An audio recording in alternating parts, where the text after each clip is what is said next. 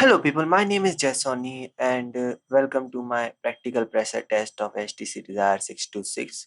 And I'm calling this practical pressure test because this could actually practically happen with your phone, especially the second test that I'm going to do in this video. Anyway, before I do the two tests, I need to find out one thing first. I need to find out that whether this phone has Gorilla Glass or some kind of protective glass on top because it's important for this test. And to find that out, I'm going to use this plier, or as people normally call it here, a plus. Also, we can politely send an email to HTC and ask them whether this phone has Gorilla Glass or not. But where's the fun in that? So I'm going to do it my way. This is made of cast iron, by the way. It is as heavy as a small hammer. I've used the hammer on phones with and without Gorilla Glass and protective glasses.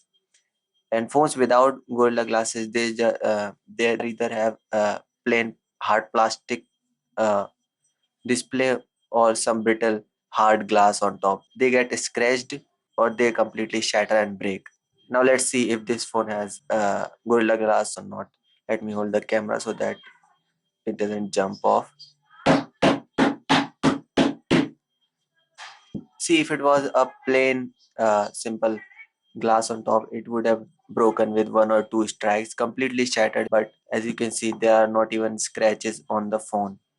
So you can already tell that this phone has Corning Gorilla Glass on top. But in case you are still not sure, well, the phone is thinking of the plier as a stylus, but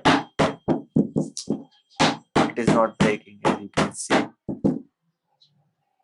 So I guess that much is enough to confirm that this phone does have Corning Gorilla Glass or some type of protective glass on top.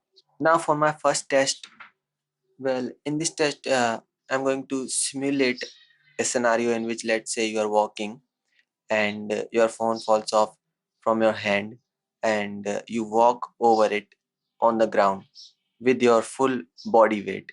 What happens in that scenario? If can the phone survive the weight of your body, the pressure?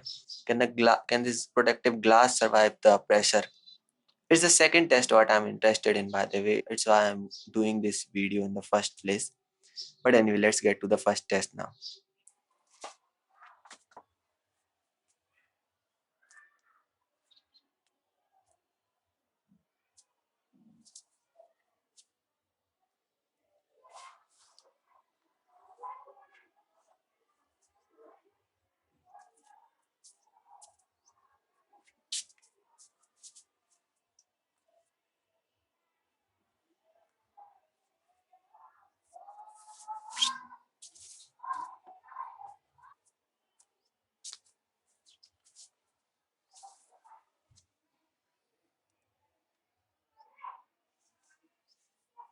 So as expected from this test, nothing much really happened to the phone except for the dust marks. Anyway, let's get to our final test. Okay, so this is the last and final test of my this practical pressure test.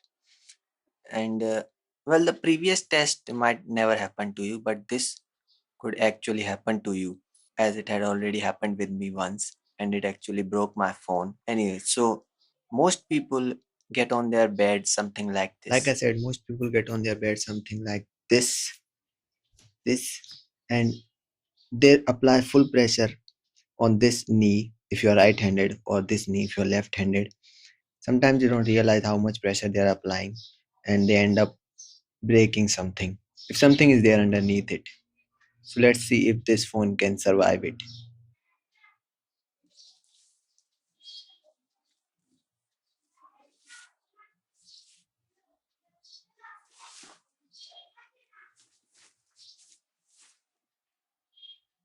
Well, it's kind of bent, as you can see. See, it's bent right here, but it's pretty flexible phone, so it didn't break or anything.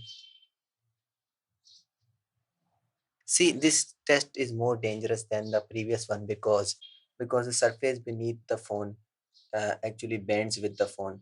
But anyway, let's do it. Let's do it once again.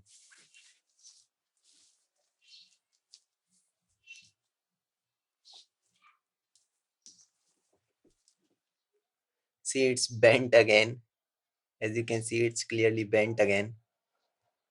But this phone is pretty rubbery, as you can see. It's very flexible. That's actually good, since that can protect it from breaking because of falls or anything. Let's try it one last time.